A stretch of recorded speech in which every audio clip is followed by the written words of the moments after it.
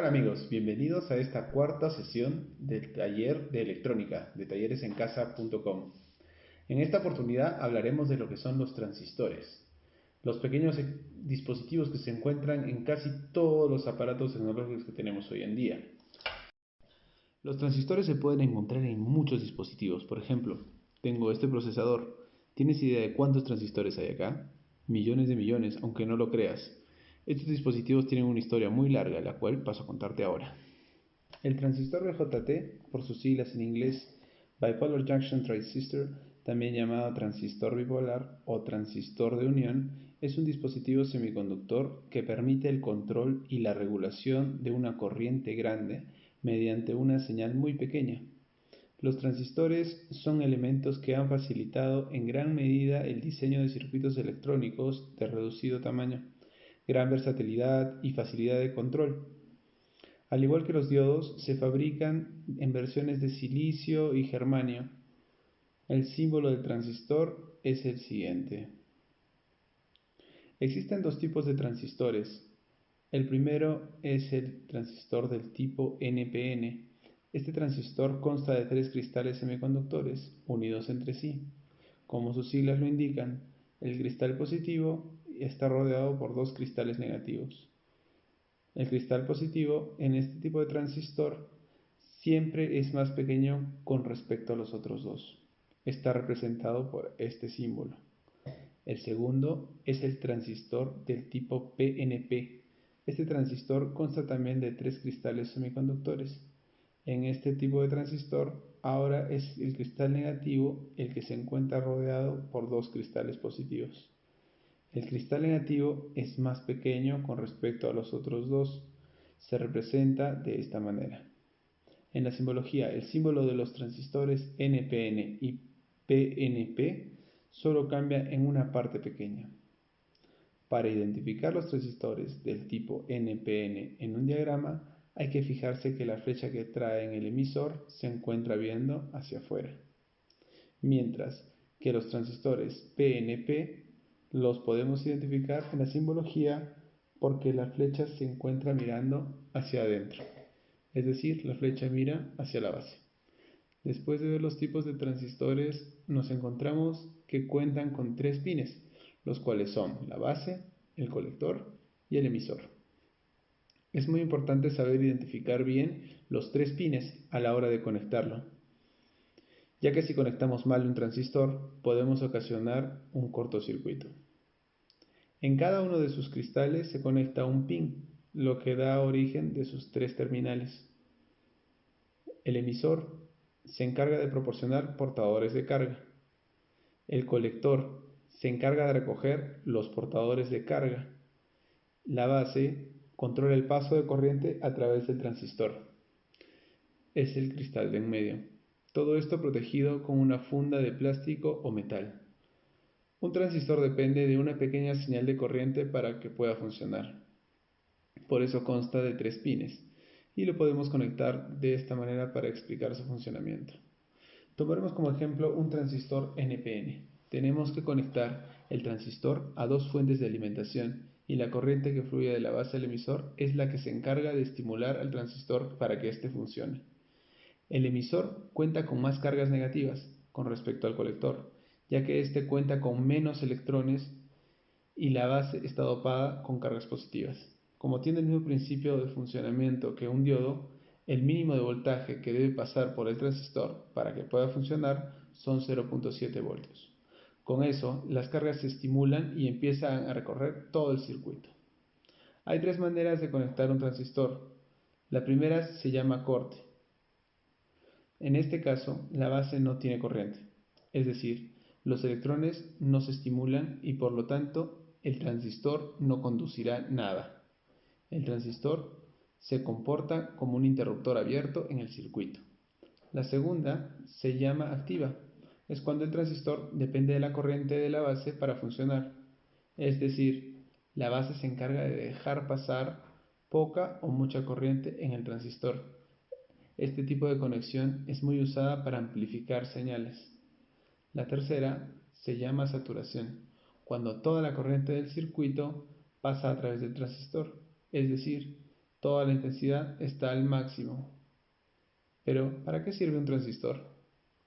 Un transistor tiene varias funciones, como rectificador. En palabras más fáciles, convierte la corriente alterna en corriente directa. La misma función que los diodos rectificadores. Conmutador, es decir, que puede funcionar como un interruptor electrónico, ya que es capaz de desviar un flujo de electrones. Oscilador, o sea que tiene la capacidad de generar una onda senoidal. Amplificador, es una de sus principales funciones. Muchos de los amplificadores de sonido están hechos a base de transistores conectados en emisor común. Y como sabes, amplificar es expandir, agrandar o como lo quieras llamar. ¿Qué ventaja tienen los transistores electrónicos? El consumo de energía es sensiblemente bajo. El tamaño y peso de los transistores es menor. Una vida útil muy larga, puede permanecer mucho tiempo almacenado, no necesita tiempo de calentamiento, resistencia mecánica elevada, pueden producir otros fenómenos como la fotosensibilidad. Ahora vamos a ver los transistores por fuera. Están encapsulados de diferentes formas y tamaños, dependiendo de la función que vayan a desempeñar. Independientemente de la cápsula que tengan, todos los transistores tienen impresos sobre su cuerpo sus datos, es decir, la referencia que indica el modelo del transistor. Cápsula TEOS 3 se utiliza para transistores de gran potencia, que siempre suelen llevar un radiador de aluminio que ayuda a disipar la potencia que se genera en él, el calor. Cápsula TO220 se utiliza para transistores de menor potencia, para reguladores de tensión o en fuentes de alimentación y para tiristores de baja potencia. Generalmente necesitan un radiador de aluminio, aunque a veces no es necesario si la potencia es muy baja. La cápsula TO126 se utiliza en transistores de potencia reducida, a los que no resulta generalmente necesario colocarles un radiador. La cápsula TO92 es la más común, es muy utilizada para transistores de pequeña señal. Cápsula TO18 se utiliza en transistores de pequeña señal, muy pequeña señal. Su cuerpo está formado por una carcasa metálica que tiene una saliente que indica el terminal del emisor. Cuando tengamos un palabra eléctrico que no funcione, revisen todo su circuito, ya que a veces no todos los componentes se encuentran en mal estado. En esas placas podemos encontrar transistores, resistencias, capacitores, en fin, muchos componentes electrónicos que aún sirven, pero solo es cuestión de probar si funcionan. De ser así, los podemos utilizar en cualquier proyecto futuro, será más económico y estaremos reutilizando. Para el siguiente taller vamos a necesitar algunas cosas, como son tu multímetro, tu tablero de pruebas, tu cable USB o fuente de energía de 5 voltios y vamos a necesitar una fuente pequeña de 3.3 voltios o menos. Vamos a necesitar tres resistencias, una de 330 ohmios, otra de 10 kilo ohmios y otra de 6.8 mega ohmios. Vamos a necesitar un pequeño transistor BJ56 o si quieres el 2N222, que son transistores del tipo NPN, y finalmente un LED, el que tú quieras. Y con eso empezamos. Para este taller vamos a trabajar con el siguiente circuito. Vamos a dibujar primero nuestro transistor para guiarnos. El transistor se dibuja de esta manera. Como vamos a trabajar con el 2N222, perdón, este es un transistor NPN, que este es su base, este es el emisor y este es el colector. ¿Listo? Trabajamos con este dispositivo. Vamos a trabajar la forma de ganancia, mejor dicho, de corte y saturación del transistor. Vamos a hacer las ecuaciones para eso. Para no complicarnos mucho, no vamos a trabajar el tema de amplificación, sino simplemente corte y saturación, prendido y apagado, como un interruptor. Lo primero que vamos a hacer es para la base colocar una resistencia y conectar la base de nuestro transistor. De ahí el colector estará conectado hacia una fuente Vamos a poner acá una fuente de, para no confundirnos, así y así, una fuente de, vamos a ponerle 5 voltios, perfecto. Y en nuestro emisor, como sé que es emisor porque acá está la flecha, voy a colocar una resistencia y un diodo LED. Listo, como sé que es LED, porque tengo estas dos flechitas que son iluminación y lo conecto a tierra. Esta resistencia va a ser 330, como ya está calculada. Sabemos que la corriente va a fluir en este sentido y que nuestro transistor va a funcionar como un interruptor. Dejará pasar la corriente en algunos casos de esta manera y en otros simplemente no. Entonces lo primero que hacemos es calcular el voltaje. Acá vamos a poner una batería de aproximadamente, en mi caso voy a poner una batería de 3.3 voltios, 3.7, perdón, 3.7 por acá, 3.7 voltios. Esta batería va a alimentar acá y con la resistencia que voy a jugar es con esta de acá y es donde voy a calcular. Lo que vamos a hacer es algo muy simple. Esta resistencia le vamos a dar un valor de primero 10 kilo ohmios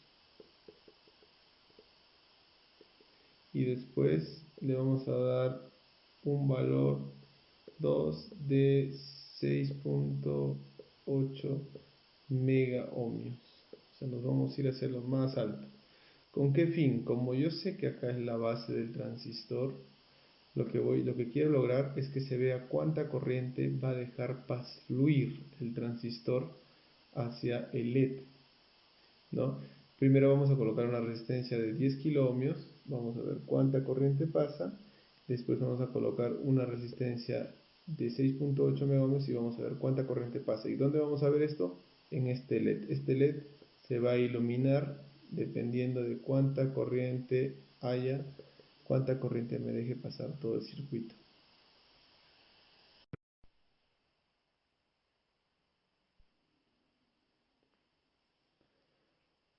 Bueno, vamos a revisar cuál es la corriente que vamos a hacer pasar hacia la base para ver cómo se comporta más o menos nuestro transistor. En este punto vamos a poner 3.7 voltios. A esta sería la base de nuestro transistor. Acá está el emisor, acá está el colector y esta es nuestra base. Esta resistencia. Como vamos a ver con 10 kilo ohmios cuánta corriente pasa. Si yo quiero saber qué corriente es igual a voltaje sobre resistencia. ¿Listo? Vamos a usar para la primera I los 3.7 voltios sobre los 10 kilo ohmios, que es la primera resistencia que queremos usar. Y en este caso tenemos que 3.7 entre los 10 kilo ohmios nos da aproximadamente 3 miliamperios. ¿Sí?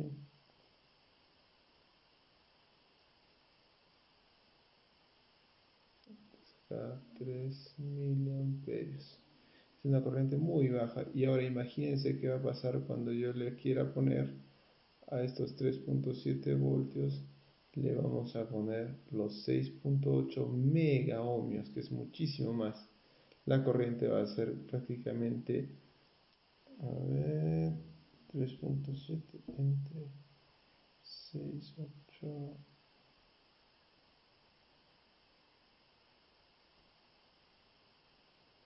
va a ser aproximadamente 3, 5